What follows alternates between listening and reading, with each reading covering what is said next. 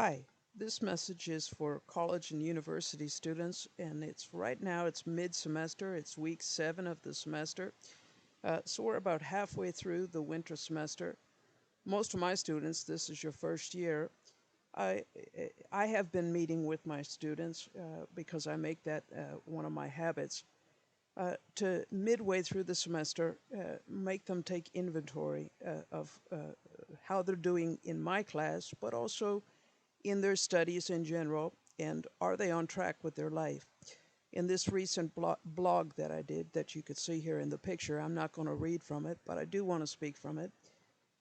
Because if you are a student and you're not sure if you're on track, maybe I could help you to take some steps to make a difference that you would get yourself on track.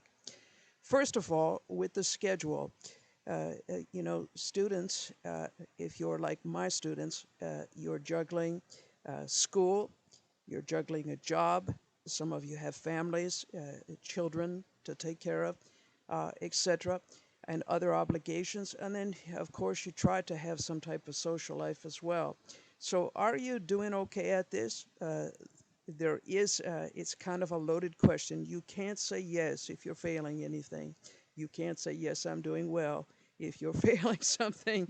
So, what I'd really like you to do is ask yourself, are you doing well in all of your subjects? And is there something you can change? I do have students who work, but they can't really quit work because that's how they're able to go to school. They use that money to help them go to school. So I do want to ask you, though, perhaps, have you thought that perhaps maybe you could reduce the hours that you work during if you know you have a scheduled test or exam, those are given to you on day one, the days of your tests, your exams, that you could ask for less hours at work so that you would be able to study and apply yourself during that time, or if there's another way. I know it doesn't seem like the financially wise thing to do, but I do want to also mention this. Maybe you have never even thought of yourself as someone who could receive a scholarship. Maybe you never thought you could. But do you know that if your grades are a high B or an A for sure, but even a high B would be considered by many different scholarships. This is the time of year you should be applying. Right about now, the deadlines for many of them are coming due. It would be good to go on your school webpage under Student Services, find Student Services, look up financial aid, scholarships, and bursaries. And what if your tuition and your books could be completely covered for you for next year? Wouldn't that be awesome? It'd be worth it to take a minute and just look on your website and to see.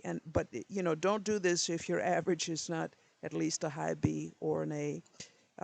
An A average for sure, A plus, absolutely. Many universities would require an A plus. The bigger your school is, the more competition there is. But I do want you to know a fact, and the fact is there are hundreds of thousands of dollars that sit in the bank because no one applies for the scholarship because they think, well, I've only got a B plus, and so I won't even apply. Why not apply? Often it's just clicking a button and applying right online and would make you eligible for hundreds of scholarships. So I do want to mention that to you. Another point that I have is, are you happy with the course that you've taken? By now, you have some idea of the what to expect in your major that you've chosen. Are you in the right career path? Is this what you want to do? Are you finding it interesting? I'm not suggesting you quit, not at all. But I am asking you to take an inventory. Are you in the right place doing the right thing? Are you taking the right subject? Are you interested? If it's computers, are you still interested in computers? If it's English, are you still interested in English? And people in their doctorate are not allowed to answer this because those people, while you're doing your doctoral thesis, you often want to say, boy, I wish I was in anything else. No, I don't mean those people. I'm talking about, junior students mostly, not people that are doing the same paper for week after week after week. I'm not talking about that. But anyway, yeah, if you're not sure if this is the thing for you, maybe you have a doubt. Maybe, I'm thinking maybe I'll drop out. Maybe this isn't the right thing for me.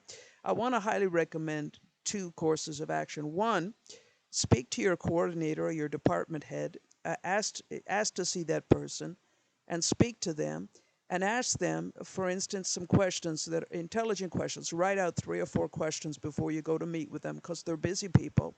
So, for instance, what types of jobs would be available to me when I graduate from this program? And then ask, are there transfer agreements that we have with other colleges or other universities that would help me to get jobs?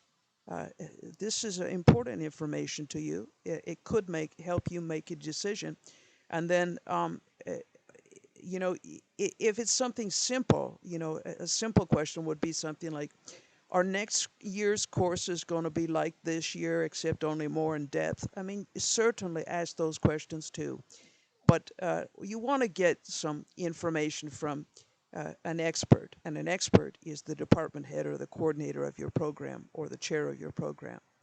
Okay, another tip that I have for you here would be, if you're not even sure this is the right field for you, maybe somebody chose it, like your parents said, this is what you're going to take, and maybe this happened to you.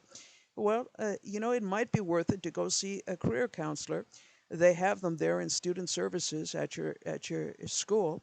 They have aptitude tests that you could do, and you know yourself what you're interested in more than anyone. But someone with skill in that area could help you pinpoint perhaps what field you should go into. Make no drastic decisions at mid-semester. Finish your year 100%. But perhaps there are little changes, little tweaks you can make to your habits and your schedule that will help you achieve a higher grade. I do want to ask you this. Are you really giving it your best effort? Don't lie and say yes when you know it's not true.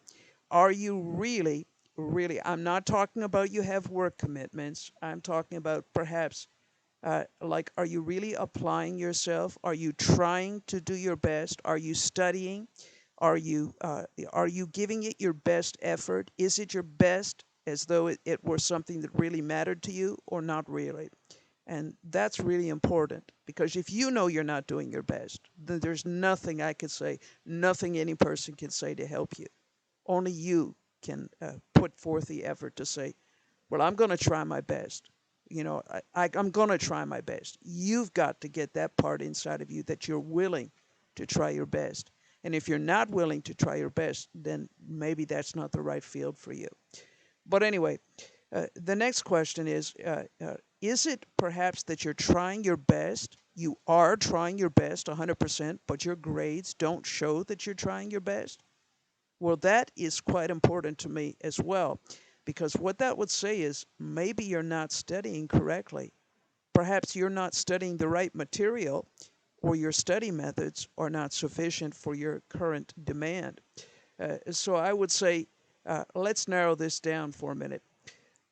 Uh, if you're not studying the right material for the test, well, there's an easy answer for that, and that is to, before the next test or before the next assignment, speak with the teacher and get clarification and say, could you please let me know what chapters will be covered? And then, secondly, if you can get it to subjects, like what possible topics will be covered, most professors will go over this with you. But for any reason, if you don't have it, this is the answer. Speak to your professor to ask what will be covered on the test or the assignment, and get specific feedback from them. And if possible, sample questions. Often they're at the back of the chapters of the textbooks, but the teacher would be able to recommend them to you. And so I would highly recommend speaking with your teacher. If you got a blank look on your face when you had the test or the assignment, then obviously it's not the right material you're studying. So that's a solution.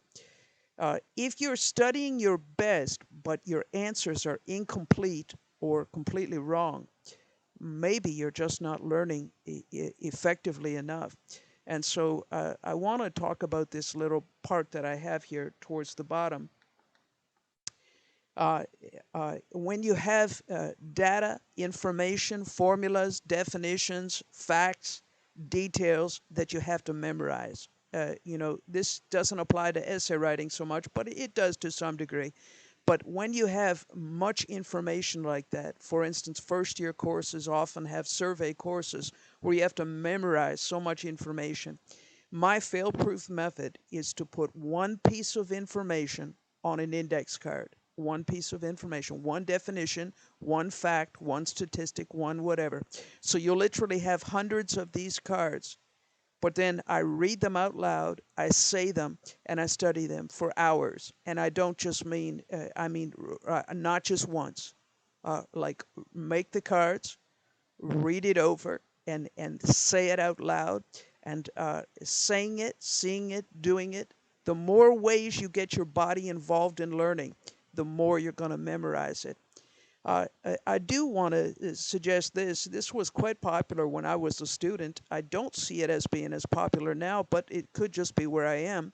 And I would like to know, do you have a study group? Maybe two or three or four or five? How many people? Usually you want to keep it manageable. So, because if you have 20 people, probably you're going to have a party instead. So I would suggest keeping it to a smaller number.